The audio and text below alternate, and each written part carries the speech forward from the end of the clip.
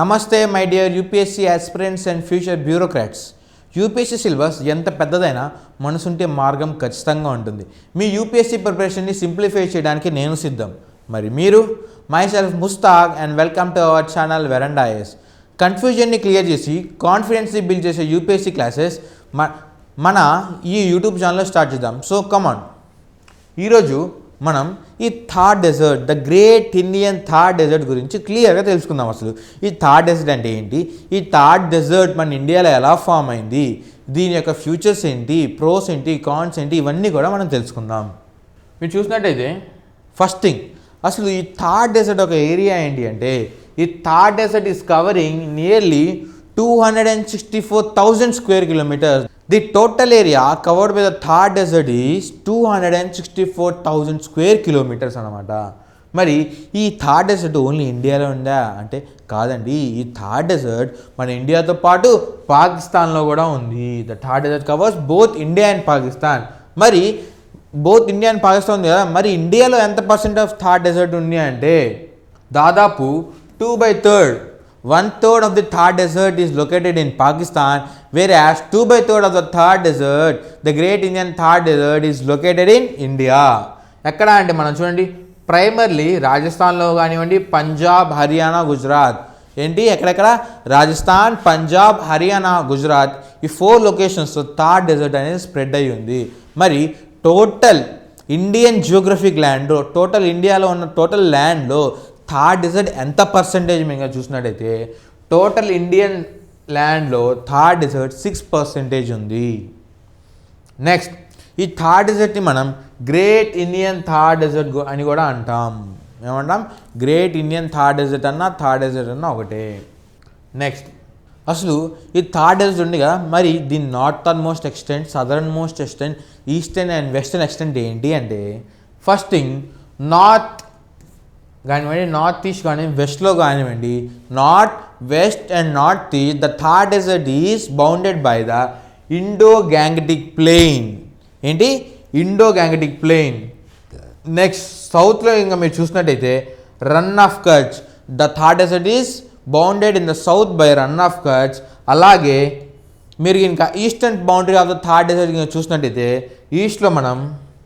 ఈస్ట్లో మనం ఆరావళి హిల్స్ ఉంటాయి. ఇక్కడ మీరు చూసినట్టయితే గ్యాంగటిక్ ప్లెయిన్స్, రన్ ఆఫ్ కచ్తో ఈ థార్ డెజర్ట్ అనేది బౌండ్ అయి ఉంది. ఇక్కడ కూడా మనకి థార్ డెజర్ట్ ఉంది, అది పాకిస్తాన్లో ఉంది. మరి ఈ థార్ డెజర్ట్ ఒక టోపోగ్రఫీ ఏంటంటే, మనం చూస్తాం కదా ఎడారి ఎలా ఉంది, చాలా డ్రై, చాలా ఎరిడ్ కండిషన్స్తో, శాండీ స్ట్రక్చర్తో ఉంది. రాళ్ళు ఎక్కడ ఉండవు, మొత్తం కూడా ఇసుక ఉండిద్ది మన ఎడారిలో, శాండీ స్ట్రక్చర్తో ఫామ్ అయి ఉన్నది. వేరే మనం చూసినట్టయితే చూడండి, అన్నీ మన ప్రపంచంలో ఉన్న ఎడార్లు ఉంటాయి కదా, ఎండమావులు అంటాం, లేదా మన ఓయాసిస్ అంటాం కదా. ప్రపంచంలో అన్ని డెసర్ట్స్లో ఓయాసిస్ ఉంటాయి, కానీ మన ఫ్యూచర్ ఏంటి, యూనిక్ క్యారెక్టరిస్టిక్స్ ఏంటి అంటే మన థార్ డెజర్ట్లో ఓయాసిస్ అనేది ఉండదు. This is the main important characteristics of Thar desert. Next, మరి ఈ థార్ డెజర్ట్ క్లైమేట్ ఎలా ఉండేది మీరు చూసినట్టయితే, Thar desert is one of the hottest desert in the world. ఈ థార్ డెజర్ట్లో మన టెంపరేచర్ దాదాపు 50 degrees సెంటిగ్రేడ్ మినిమం టెంపరేచర్ ఉంది. నైట్లోకి అయితే చాలా ఎక్స్ట్రీమ్ టెంపరేచర్, చాలా కోల్డ్, అంటే డే టైంలో చాలా హై టెంపరేచర్కి వెళ్తే సేమ్ అదే డెజర్ట్లో నైట్లో చాలా కోల్డ్ టెంపరేచర్స్తో ఉంటాయి. నెక్స్ట్ థింగ్, యావరేజ్ రెయిన్ఫాల్ అనేది చాలా అంటే చాలా తక్కువ అండి. యావరేజ్ రెయిన్ఫాల్ అనేది 500 millimeter యాన్యువల్లీ. చాలా అంటే చాలా తక్కువ, సెంటీమీటర్ కూడా కాదు, 500 millimeter యాన్యువల్లీ.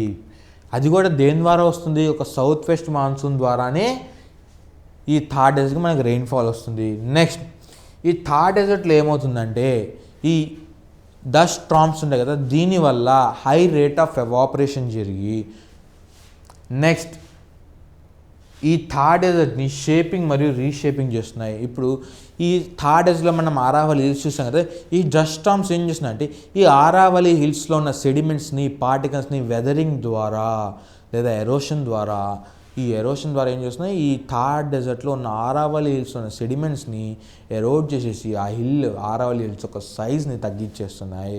వీటిని మెల్లమెల్లగా ప్లెయిన్ ఏరియాగా చేస్తున్నాయి ఆరావళిస్ని. మీరు ఇంకా చూసినట్టయితే ప్రపంచంలో ఒకప్పుడు ఏన్షియంట్ ఇండియాలో ఏన్షియంట్ టైంలో వరల్డ్స్ టాలెస్ట్ మౌంటైన్ కనిపిస్తుంది, అది ఆరావళి. కాకపోతే ఇప్పుడు ఆరావళి ఒక ప్లెయిన్ రీజన్గా ఫామ్ అవుతుంది. దేనివల్ల మెయిన్గా అంటే డస్ట్ స్టార్మ్స్ వలన.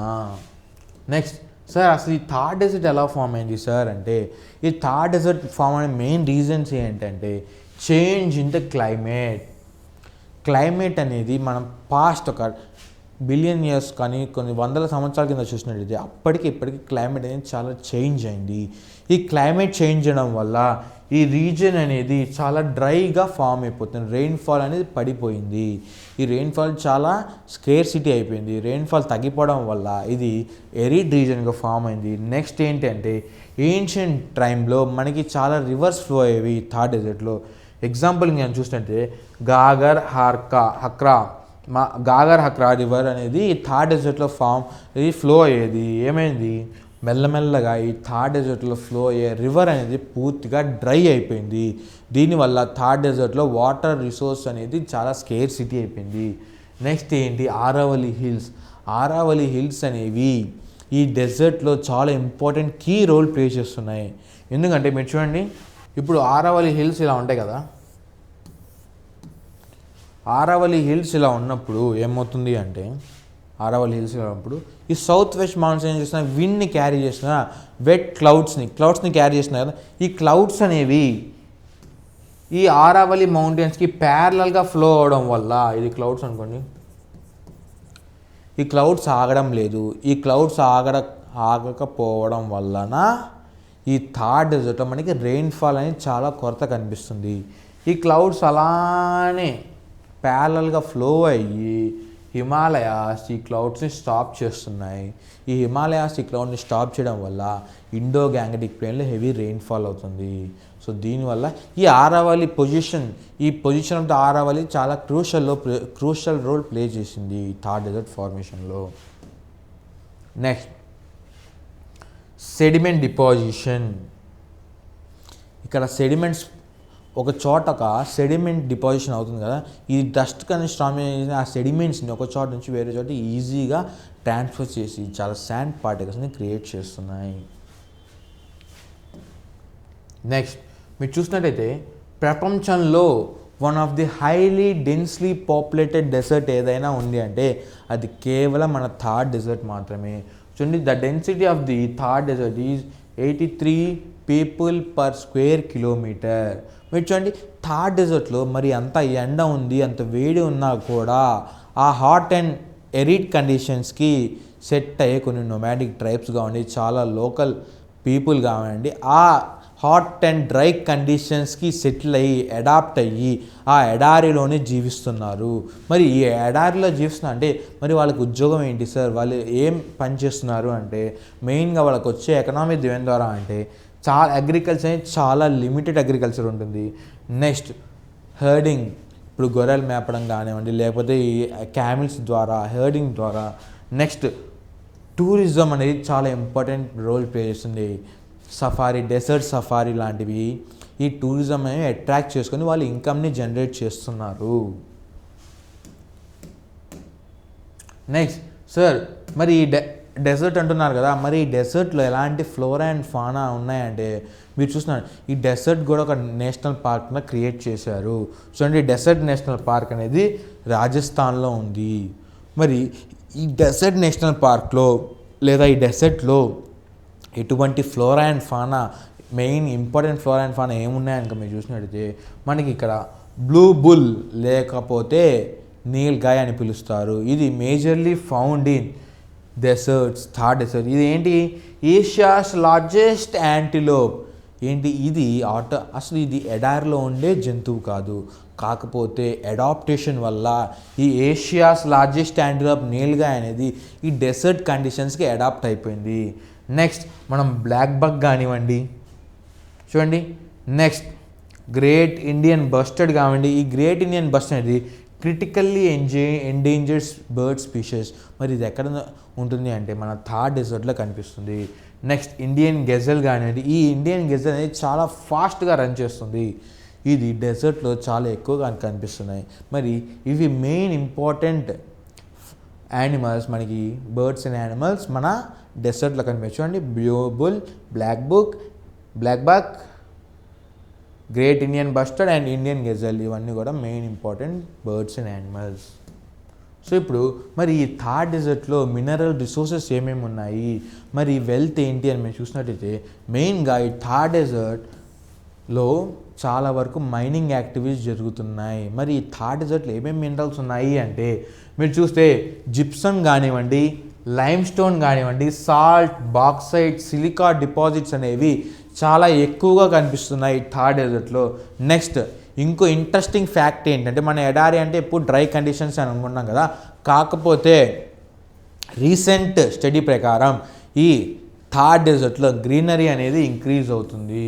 చూడండి, దాదాపు 38% లాస్ట్ ఇయర్తో కంపేర్ చేస్తే ఈ present year 38% of the greenery increase అయ్యింది. మరి ఈ గ్రీనరీ ఇంక్రీజ్ అవ్వడం ఏంటి సార్, ఈ డెజర్ట్లో గ్రీనరీ ఇంక్రీజ్ ఎలా అయింది అని మీరు చూసినట్టయితే దానికి main reason monsoonal rainfall. Next ఏంటంటే అగ్రికల్చర్ ప్రాక్టీసెస్, సైంటిస్ట్ అనే కొత్త టెక్నాలజీస్ ద్వారా ఈ ఎరిడ్ కండిషన్స్లో కూడా గ్రో అయ్యే క్రాప్స్ని ఇంట్రడ్యూస్ చేశారు. కొత్త అగ్రికల్చర్ ప్రాక్టీసెస్ని ఫార్మర్స్కి ఎక్స్ప్లెయిన్ చేశారు.